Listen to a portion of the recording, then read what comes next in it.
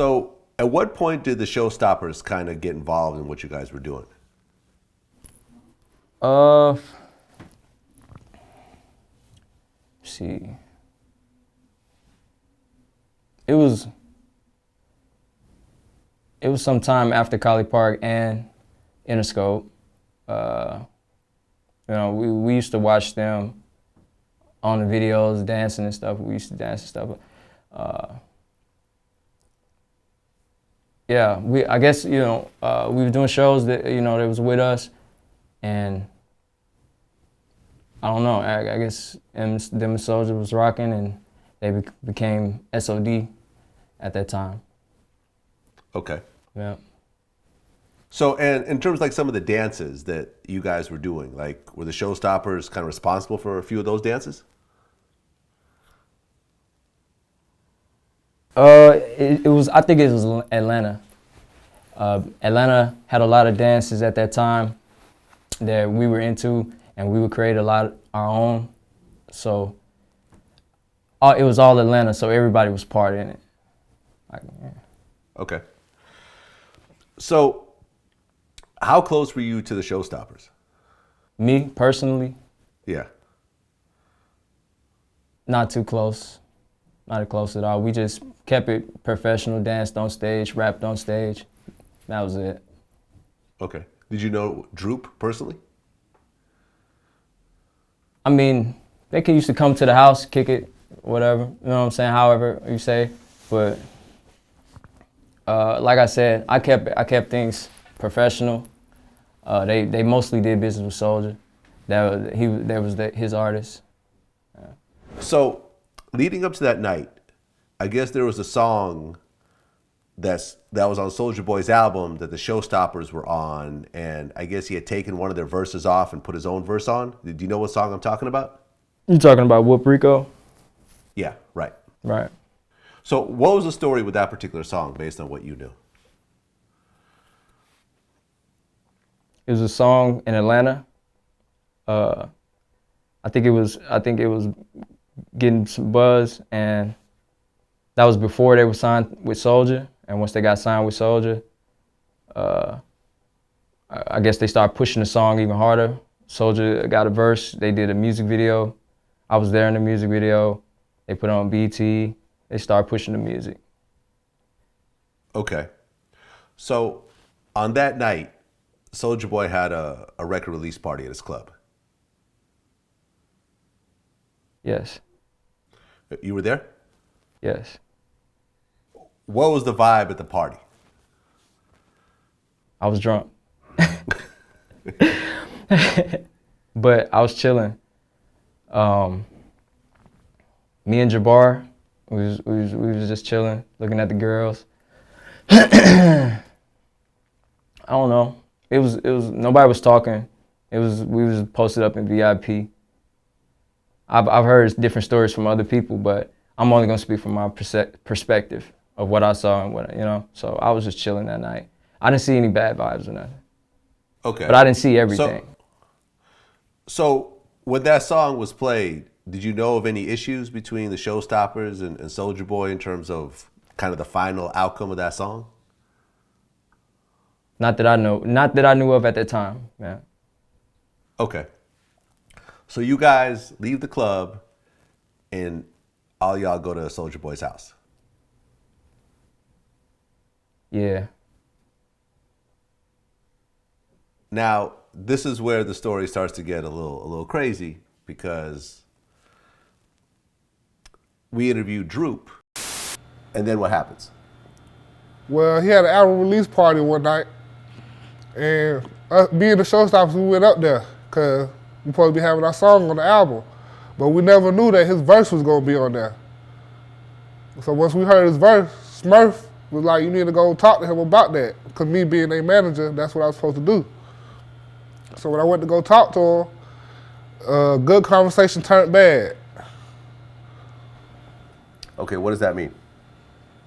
We was talking about contracts, we was talking about money, and he went from saying, we ain't getting nothing, basically. He ain't gonna give us nothing because he gotta take care of himself first. Okay, so when you say that his verse was was there or your verse was taken off. Like, what do you mean by that exactly? What I mean is, we had a great song, and when he put his verse on there, it turned bad. So he took y'all's verses off that song? He took one of my artist's verses off the song, which was the first verse. So you get into the conversation with Soulja Boy, and he tells you y'all ain't getting nothing. Yeah, basically. And that pissed me off for him to be able to even tell me that to my face. Okay. So when he told you that, what happened next? I slapped him. Okay. Open hand? Open hand. Okay, so you slapped him open hand, and then he pulled out his gun? That's exactly what he did. And then he just like shot this. you. It was just like that. I said, what you gonna do with that? So I slapped him again. 2 times. Okay. And then after you slapped him again, he let off? That's when he let off. That's when I got hit right here, in the front of my thigh. That was the first shot. How many times did you get hit? 5. What are the different areas you got hit? I got hit right here on my arm. Feel me? I got hit right here on my waist. I got right here on my front of my thigh. Then I got 2 in my ass. And what, you try to turn around and run, or what happened? I do turn around and run. I make it out the house. I understand the interview, Vlad. Before we answer this question, maybe we're gonna get around to all kind of other things too. But I just, like I said, I want to speak on my own perspective on this, and I've been thinking about whether or not even I should even be talking about this or not, because it is a serious situation, police and all that. Me and Soulja haven't talked in a while, so I don't even know if our friendship is good or not at this point. But I think from our history, we probably are straight. But I do want to get this record straight. I'll tell you the story from my perspective.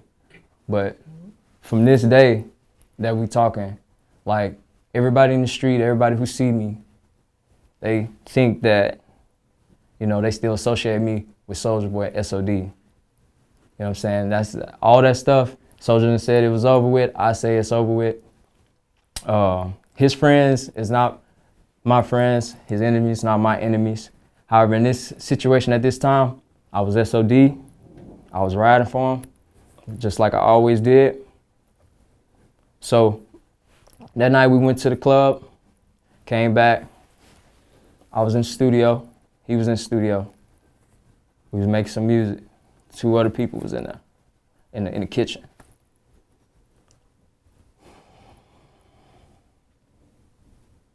Then next thing you know, heard a noise.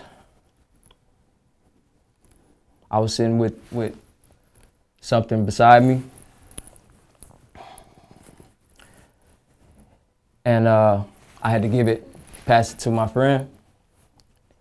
And then from there, you know, gunshots was fired. I was on the phone. Me and Soulja was in the room. I actually saw a Soulja interview. I'm chilling in the studio. Me and Arab in the studio. Jabbar in the living room. My other partner, Killer, SODMG, he in the living room. Jabbar went and take the trash out. He come back in, Soulja, I just seen some fans ride by the house while I was taking the trash out. I said, what the fuck, some fans? Grab the pistol, go outside, look, I don't see shit, come back in the crib. I'm in the studio, listening to some beats. All I hear is boom, real loud. Instantly, stop the music. I just hear it, motherfucker run, I hear doo-doo-doo. My partner say, man, who the fuck in this crib? A-Rap passed me the pistol. Bam, I look through the door. I see like 3, 4 niggas running through the crib. All black, mask on, running through the crib and shit. One nigga run to the front door. I hop out, I start shooting. Bow, bow, bow, bow, bow. shot the nigga. Bow, shot his ass. Bow, bow, bow, bow. All the niggas run out the door. They run out the door. This nigga on the floor. Feel me? Walk up to this nigga, take his mask off his head. Looked at it, saw who it was. I'm like, damn. Shot his ass again. Bow. He screaming and shit. Ah! Bow. I shut the door. All I heard was gunshots. I was on the phone calling up people for backup. Like, you know what I'm saying? I wasn't watching everything. But, yeah. Man. I don't know, maybe you should ask me something else, Vlad, or maybe ask me in another way. Or what else would you like to know? Well, I guess the gist of it was, the way that Droop described it was that he was invited in, he had a conversation with Soulja Boy, the conversation started to go left, he slapped Soulja Boy pulled out a gun, he said, "What you gonna do with that?" And Soulja Boy unloaded the clip. The story that matches up with both of these guys was that Droop got shot 5 times. You know, he showed the gunshot, you know, the gun wounds and everything else like that. Ultimately, this is past the statute of limitations. Whatever happened doesn't really matter at this point because, you know, nobody could be legally charged for anything. But, you know, the question is, was it a home invasion? Were these guys asked to come in? And, you know, did things just go bad, or did these dudes actually like rush through the house and try to rob Soulja Boy and whoever else was in the house?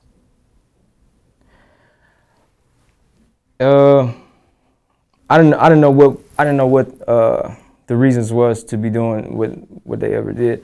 When the people came in, they had masks on. I didn't know who it was. You know what I'm saying? So let's talk about that. So they had masks on. If they had masks on, clearly they're I not was invited in the house. Yeah, I was told they had masks on.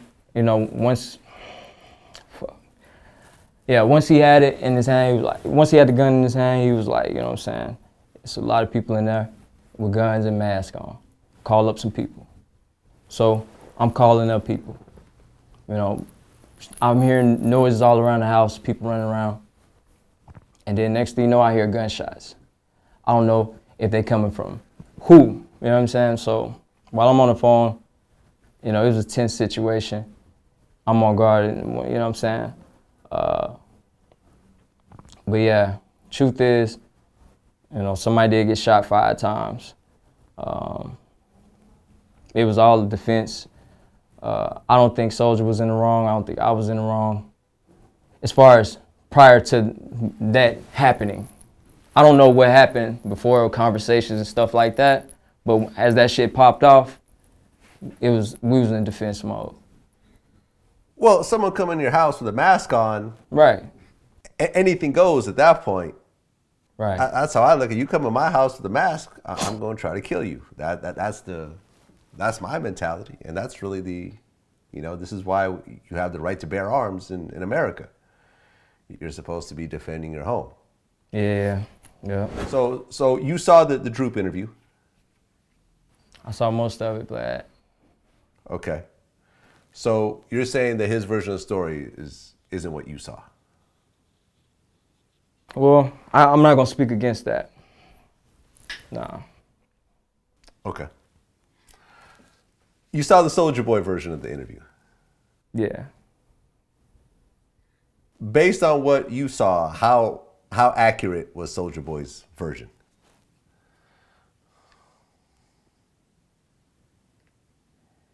Because your name got mentioned in it also. All right. Yeah. It's pretty accurate to me. Yeah, it's pretty accurate. Yeah. Yeah, it was a pause before I heard a couple of gunshots, bow, a little pause or whatever, and then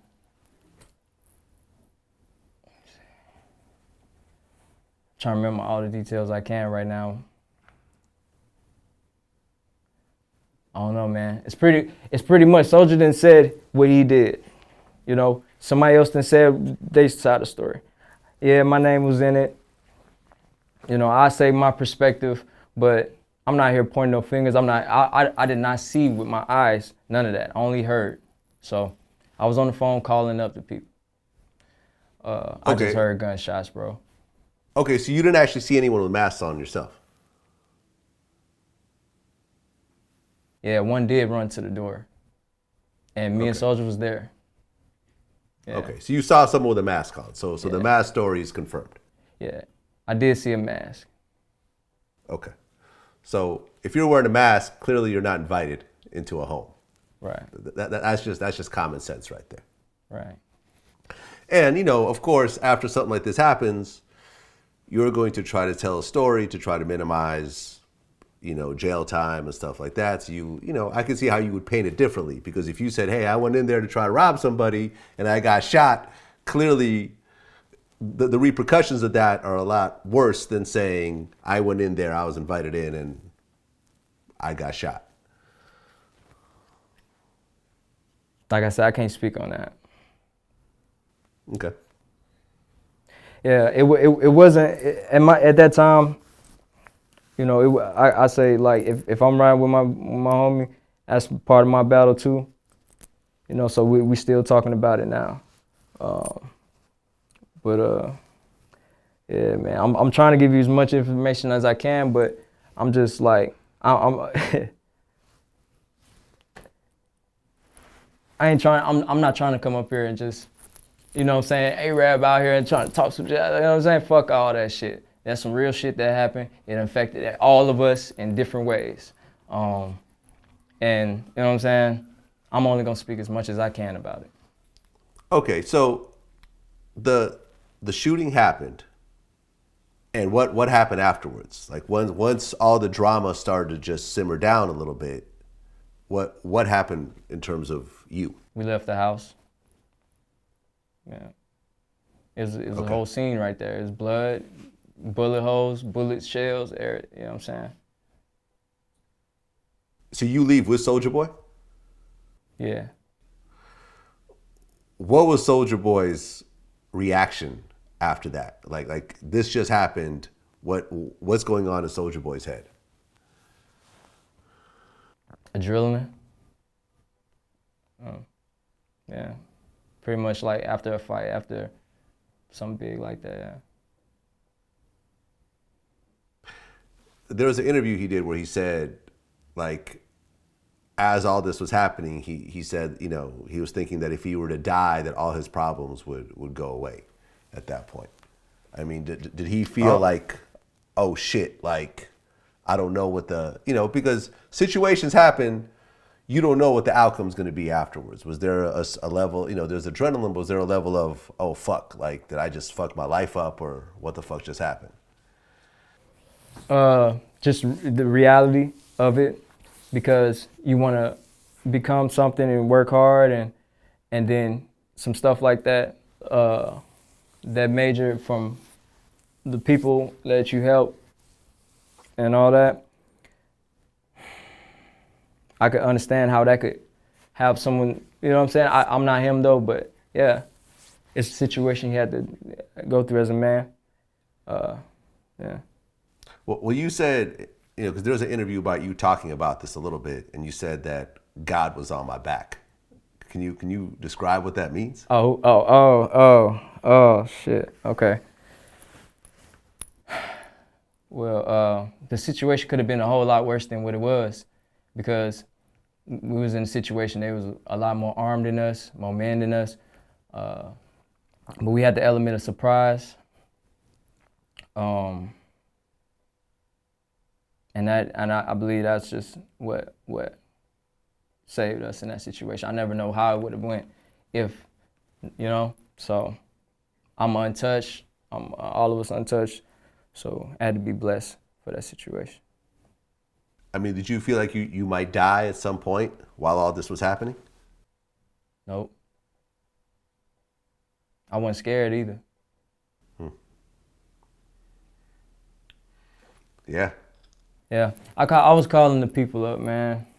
I was worried though. I was more worried for the other people, my other friends in there, because as I was hitting those gunshots, I don't know if it was one of my friends getting shot. Right, because Jabbar was there also, right? Yeah.